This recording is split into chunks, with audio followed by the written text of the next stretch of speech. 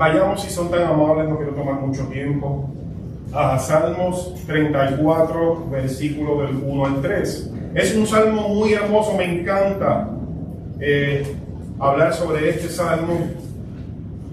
Y quizás usted se diga, pero el Salmo 34, pero es el salmo donde David estaba huyendo de Saúl, que se refugia en la cueva de Adulán. ¿Qué tiene que ver este salmo con gratitud, con agradecimiento? Lo vamos a ver.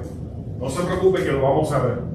Salmo 34, versículo del 1 al 3. Y la palabra dice lo siguiente: bendeciré al Señor en todo tiempo. Continuamente estará su alabanza en mi boca. En el Señor se gloriará mi alma, lo oirán los humildes y se regocijarán. Engrandezcan al Señor conmigo y exaltemos a una su nombre. Se pueden sentar. Hace unos días leía un artículo que hablaba sobre una investigación que realizó la Universidad Cristiana de Arizona y encontró ciertos hallazgos particulares. Esta investigación se realizó con jóvenes adultos y estos jóvenes adultos tienen unas creencias radicalmente opuestas a la de sus padres o abuelos, y tres de ellas son las siguientes: respeto por los demás, intereses en los asuntos de la fe, y no hay interés por su entorno, ya sea físico, ya sea familiar, ya sea profesional. ¿Le parece eso similar a lo que estamos viviendo en Puerto Rico? Esto es una investigación de Estados Unidos, pero nosotros prácticamente somos un copy-paste de la cultura norteamericana. Y el respeto por otros se ha perdido. La tolerancia, la compasión, la empatía, la misericordia, lo vemos día tras día. El interés en los asuntos de la fe, de igual forma, se ha perdido. Leí un artículo, me gusta leer bastante, y muchas estadísticas. En Estados Unidos se cree que van a cerrar aproximadamente miles y miles de templos, porque la asistencia a los templos protestantes, católicos, etcétera, ha disminuido drásticamente. ¿Por qué? Porque la generación millennial, la generación Z, los asuntos de la fe no le interesa mucho. Lo podemos ver si usted tiene quizás algún nieto, algún sobrino entre esas edades de 8 años a 18, a 20, a 25. Los asuntos de la fe son secundarios, no son muy importantes. Nosotros vivimos, gracias al Señor, todavía en una época que mi mamá, mi abuela, mi tía, mi tío nos obligaban prácticamente a ir un domingo a escuchar unas historias que muchas veces no entendíamos. Historias como 3 jóvenes fueron a un horno de fuego y no les sucedió absolutamente nada.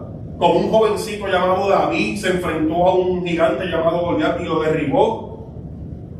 Pero escuche bien esto: yo soy producto del esfuerzo y la insistencia de una abuela que todos los domingos me levantaba y me llevaba, muchas veces obligado, a escuchar la escuela dominical.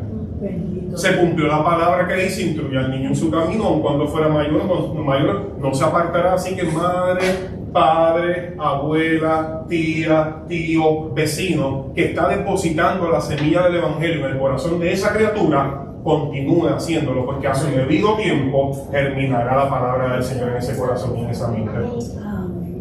Pero vemos, no hay interés por los entornos. En el área profesional vemos prácticamente que en todos los lugares, vamos a la tienda, lo primero que vemos es el cartel que dice: estamos reclutando. ¿Por qué? Porque hoy día, tristemente, a mí me enseñaron que tenemos que trabajar, ser responsables, cumplir con horarios de entrada, con horarios de salida, con productividad. Hoy día, si tú contratas a una persona y no le gusta quizás que tú le mandes a limpiar el piso, a pasar un pañito en la mesa o a atender al cliente, simplemente el próximo día no se presenta, o ese mismo día renuncia. Y todo esto preocupa, ¿verdad? Porque es una bola de nieve que va tomando tamaño y parece que no se va a detener. Y nosotros como creyentes de igual forma estamos involucrados en esa bola de nieve. Hay otra investigación que afecta directamente lo que es la iglesia, y esta sí preocupa un poco. Escuche esto. Las personas están redefiniendo las creencias bíblicas de acuerdo a sus valores seculares. La cultura está influenciando a la iglesia mucho más de lo que la iglesia está influenciando a la cultura. Y está sucediendo en Puerto Rico, lo vemos frecuentemente. El investigador dice, es preocupante el cómo muchas iglesias evangélicas están adoptando creencias no bíblicas.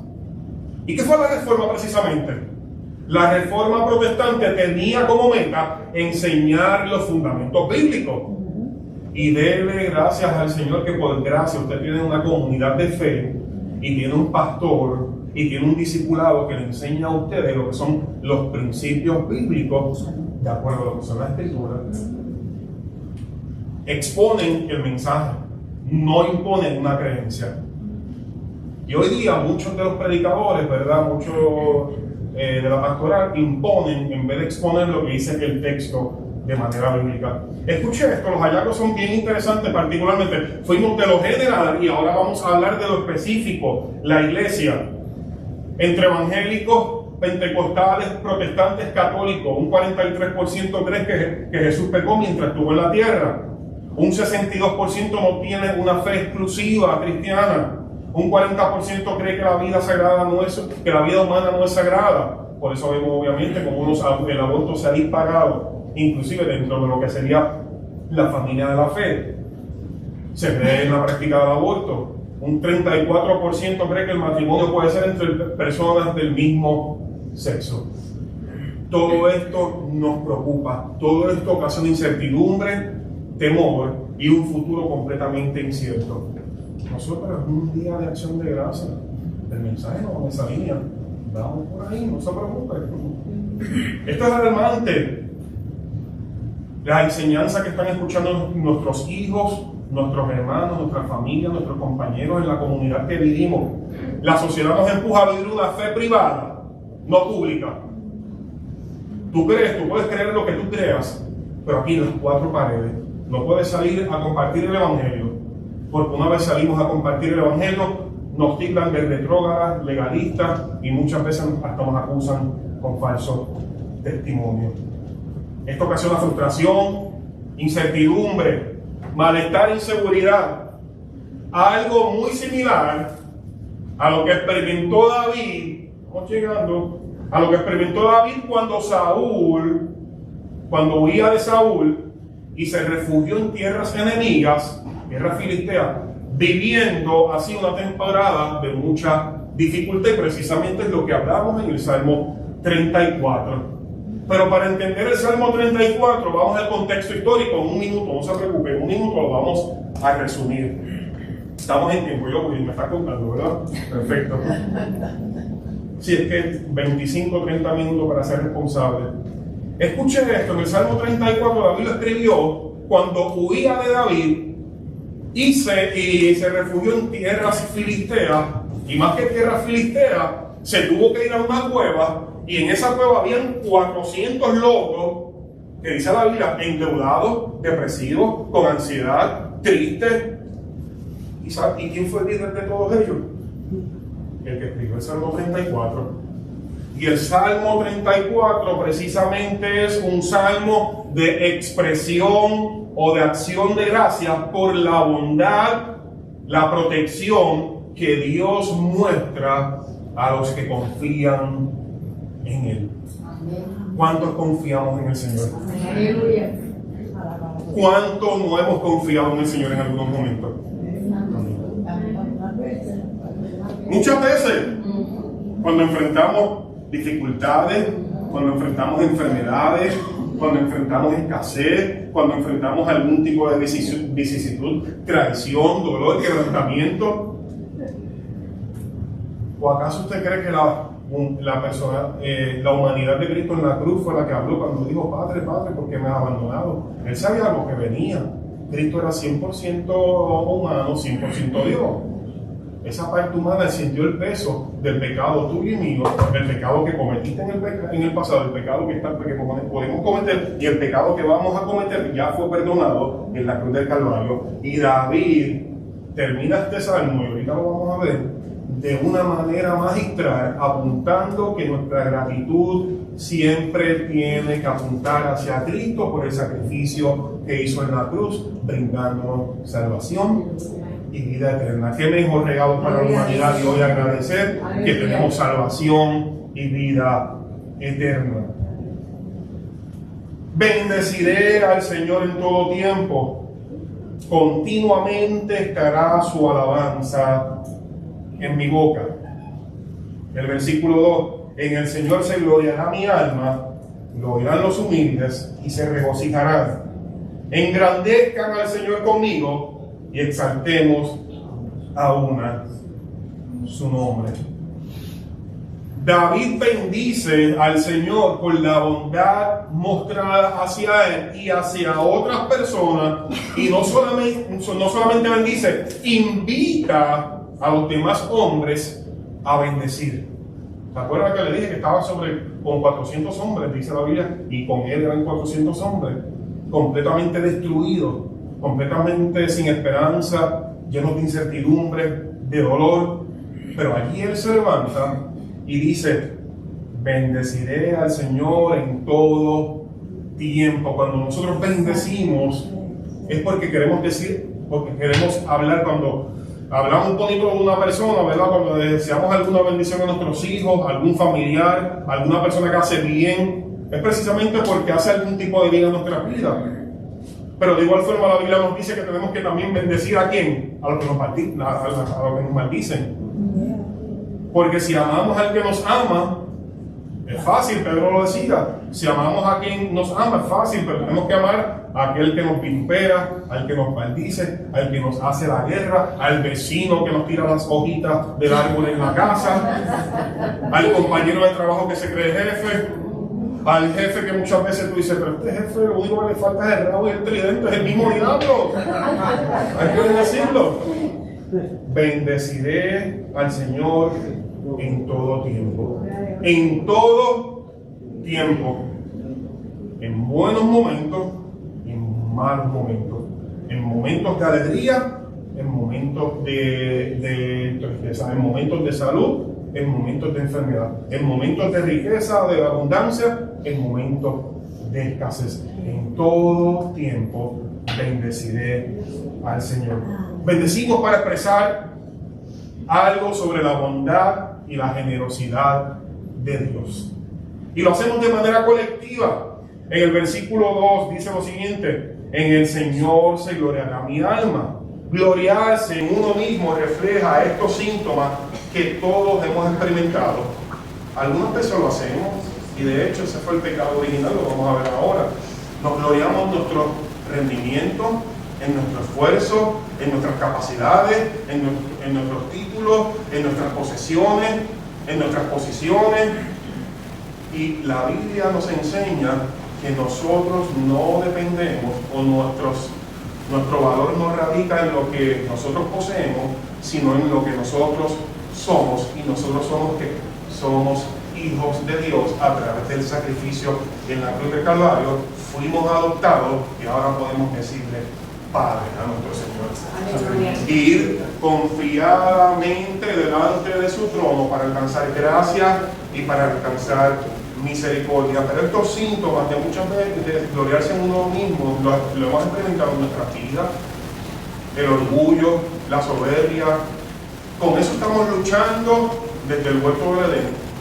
¿Se acuerdan cuando Adán y Eva, que Dios le dijo que si comen de eso no van a ser igual que él, no van a ser esclavos, no van a tener que seguir instrucciones, reglas? Nosotros como seres humanos siempre hay una naturaleza rebelde en nuestra vida. Hace poco escuchaba al pastor al pastor Miguel Núñez, y él decía que todos los días, en las noches, él hacía una evaluación de su vida, y todos los días tenía que pedirle perdón. Desde que lo escuché, yo trato de hacer lo mismo, y siempre encuentro algo que necesito presentarlo delante de Dios, confiado que tengo la capacidad de perdonarme, pero confiado también que en el proceso de la santificación, que es progresiva, él interviene, pero el ser humano en el proceso de la salvación, en la única etapa que el ser humano interviene es en el proceso de de la santificación. ¿Se acuerdan de aquel corito? Y las cosas que yo hacía, ya no las hago más. Y las cosas que yo hacía, ya no las hago más. Hubo un cambio cuando a Cristo conocí. Amén. Porque la vida piadosa comienza a florecer en nuestras vidas. Y sin duda los frutos del Espíritu comienzan a reflejarse en nuestras vidas. No vamos a ser perfectos, pero sí vamos a tratar de caminar en santidad, que es muy diferente. Romanos 1:30 habla precisamente de esto, de que tenemos que evitar gloriarnos en nosotros mismos, sino gloriarnos en nuestra alma, en el Señor. ¿Por qué? Dice: los detractores, los aborrecedores de Dios, los insolentes, soberbios, jactanciosos, inventores de todo lo malo, desobedientes a los padres. Gloriarse en el Señor es lo correcto, porque todo lo que tenemos es por gracia. Absolutamente todo es por gracia, no es porque lo merecemos, porque en algo voy a fallar. Si creo que es porque lo merezco, no lo voy a merecer. Hace poco hablaba con una compañera de trabajo y me decía que ella se incomodaba cuando veía que muchas personas simplemente acudían al Señor cuando tenían alguna necesidad. Y yo le digo: yo estoy viendo el Evangelio, pero yo lo hago todos los días.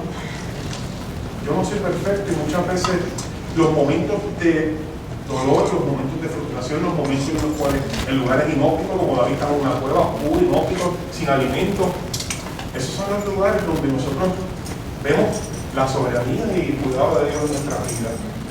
¿Se acuerdan de Job? Job lo tenía todo. Para este tiempo multimillonario. Y él pensaba que conocía inclusive a su esposa. ¿Cómo pensaba su esposa? Pero en la adversidad, Job mantuvo siempre una disciplina de gratitud. Dice así: Jehová Dios, Jehová Cristo, o sea, el nombre del Señor glorificado. Pero sin embargo, ¿qué le dijo la esposa? Maldice a tu Dios y muérete. La adversidad reveló tanto el carácter de Job como el carácter de su esposa. Pero Job tuvo que al final del capítulo, me parece, el capítulo 40, termina con un statement poderoso y dice: de agujas había oído, pero ahora mis ojos te ven. Nosotros hemos sido testigos de la gracia y del poder del Señor. Los profetas simplemente pues, se les fue revelada la profecía de que venía un Mesías. Nosotros no somos testigos oculares, pero sí somos testigos de la bondad y la misericordia del Señor. Pedro se lo decía en la primera carta de Pedro, cuando escribía a los judíos que estaban expatriados, decía: ustedes son privilegiados porque ustedes son testigos de que Cristo vino aquí, de que Cristo murió, y le está hablando uno que fue un testigo ocular. Los profetas del Antiguo Testamento simplemente recibieron el mensaje. Ellos como que veían en lo oscuro, pero ahora nosotros vemos con claridad el panorama completo. Y qué bueno que el gran dilema del hombre fue resuelto en la cruz del Calvario. Y ahora tenemos eternidad para con el Padre. De igual forma, el salmista, aquí podemos ver en este texto, que parte de la oración a Dios es juntarse como pueblo, lo que estamos haciendo hoy, alzar las voces en agradecimiento por lo que hizo, por lo que hace y por lo que hará, y expresar gratitud sobre la bondad y generosidad de Dios. Pablo nos invita a bendecir a Dios de igual forma, lo decía el salmista, de igual forma Pablo en Efesios capítulo 1, versículo 3, bendito sea el Dios y Padre nuestro Señor Jesucristo, que nos ha bendecido con toda bendición espiritual en los lugares celestes en Cristo Jesús. Como bien dijo el segundo testimonio, nuestra vida no se debe limitar simplemente a un día para decir gracias. Y es un cliché, ¿verdad? Lo hemos escuchado un sinnúmero de veces, pero se nos olvida. Y en la repetición de cada aprendizaje, todos los días conscientemente darle gracias a Dios. Porque este lado de la eternidad sí muchas veces trae dolor y sufrimiento, y este salmo precisamente dice que el justo y el injusto, los dos van a padecer aflicciones. Pero hay una gran diferencia entre el justo y el injusto, y lo vamos a ver más adelante. Nosotros tenemos esperanza de gloria, el injusto no. Y de igual forma ahí podemos ver del versículo 4 al 7, el salmista declara que él respondió sus oraciones, lo puede leer más adelante en su hogar. El versículo 8 al 14, hay unos principios de sabiduría que los puede leer de igual forma. No voy a entrar porque nos quedamos. Tendríamos que estar aquí aproximadamente como una serie de 4 domingos para ir al detalle de este texto. Pero es muy hermoso este salmo. Pero como termina, y ahí vamos, del versículo 17 al 22 es excelente. Y escuche esto: claman los justos y el Señor los oye y los libra de todas sus angustias. Cercano está el Señor a los quebrantados de corazón y salva a los abatidos de espíritu. Muchas son las aflicciones del justo, pero de todas ellas les librará el Señor. Él guarda todos sus huesos, ninguno de ellos será quebrantado. La maldad dará vuelta al impío, y los que aborrecen al justo serán condenados. Y termina de una manera excelente, hablándonos de lo que sería por eso que el Señor redime el alma de su siervo, y no será condenado ninguno de los que se refugian en él. Gloria a Dios por eso. El salmista comienza y dice: bendecirá al Señor, su alabanza estará continua en mi boca, alégrense, gloríense en él. ¿Por qué? Termina dando las razones. Porque él fue testigo de cómo el Señor lo cuidó. Luego que se enfrentó al gigante, luego que la popularidad ascendió de David, entonces tiene que huir de Saúl, hacerse pasar por loco. En el capítulo 21 de 1 de Samuel lo puede ver, que balbuceaba, dice que la saliva corría por toda su cara para ser libre de Abimelech. Luego tiene que refugiarse en una cueva, siendo rey, después de ser popular, después de ser, conocido. Entonces, dicen que David mató a 1000, Saúl a 5000, pero había 10.000, que parafraseando, como lo dice así. Y de momento aquel hombre que estaba en la cúspide de su llamado está literalmente en una cueva de refugiados. Lo que la vida es así, un sub y bajo. Pero siempre y cuando en esa montaña rusa esté montado el dador de vida, el creador, nuestro Dios, escuchen el mundo.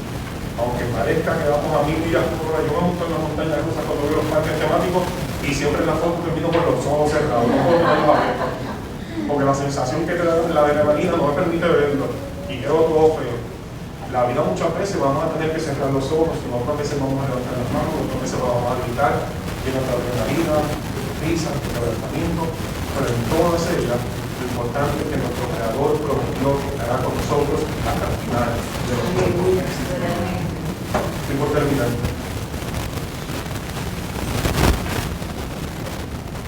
Clamen los justos y el Señor los oye.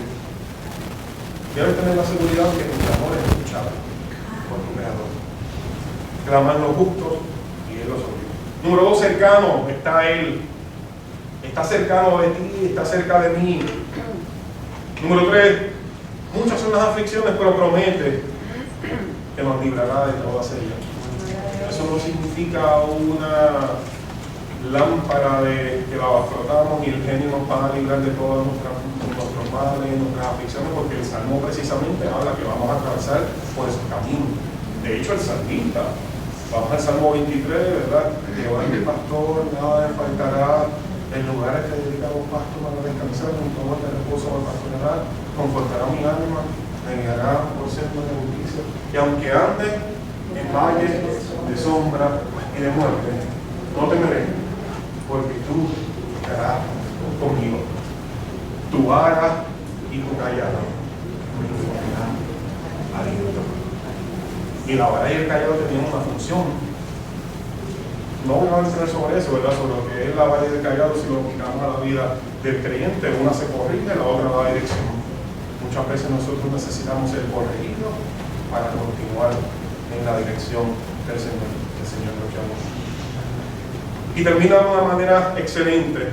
El Salmo 34, el versículo 20 y 22, apunta a Cristo y a la eternidad. Este salmo deja en claro que tanto los justos como el malo tienen aflicciones, pero la diferencia está en las consecuencias eternas. Unos serán condenados, versículo 21, otros serán justificados, versículo 22. De una manera magistral, David termina aplicando el Evangelio y la promesa de la vida eterna. Y ahorita cuando él hablaba prácticamente de escribir el Evangelio, si estuvo atento a lo que él dijo en el minuto que él estuvo, predicó mejor que yo, que llevo aquí aburrido casi media hora. Predicó el Evangelio. Como Cristo, ¿verdad?, vino a este mundo para salvar a los pecadores y darnos, reconciliarnos con el Padre y darnos una vida eterna. Y gloria a Dios por eso. Salmo 34:20 dice: ni uno será quebrantado. Esto se puede hacer, o podemos alusión a Juan capítulo 19 versículo 36, que dice: porque esto sucedió para que se cumpliera la escritura, no será quebrantado hueso suyo. Este versículo aplica a Cristo y su obra redentora en la cruz. El Cordero justo y perfecto entregó su vida para darnos vida, y por eso nosotros podemos dar gracias. Y termina diciendo: redime el alma. La palabra redime generalmente expresa rescate y protección. Cristo nos rescató de un castigo eterno y cuida nuestra alma en esta selva de cemento. Romanos 8:1. Por tanto, no hay condenación para los que están en Cristo Jesús, los que andan conforme los que no andan conforme a la carne, sino conforme al Espíritu. Porque la ley del Espíritu de vida en Cristo Jesús te ha libertado de la ley del pecado y de la muerte. Y hoy podemos agradecer, porque como dijo Billy Graham, y con esto termino, éxito no es ser conocido, es oír a Jesús decir al final: yo te conozco. Gloria a Dios por eso, y hoy agradecemos porque en algún momento nosotros escucharemos las palabras: ven buen siervo, en lo poco fuiste fiel, en lo mucho te pondré, entra en el gozo del Señor. Dios les bendiga, Dios les guarde. Que tal si nos ponemos en pie y tenemos una palabra de oración?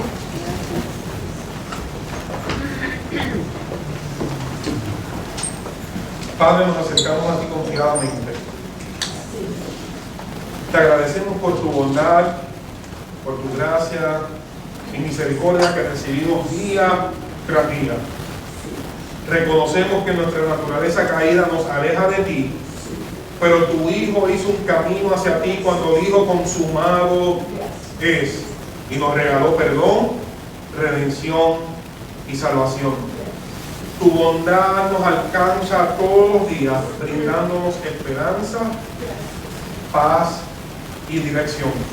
Que hoy todas las personas aquí presentes podamos conocerte más, experimentar tu gracia, tu misericordia, tu poder, tu transformación, tu santidad y tu paz.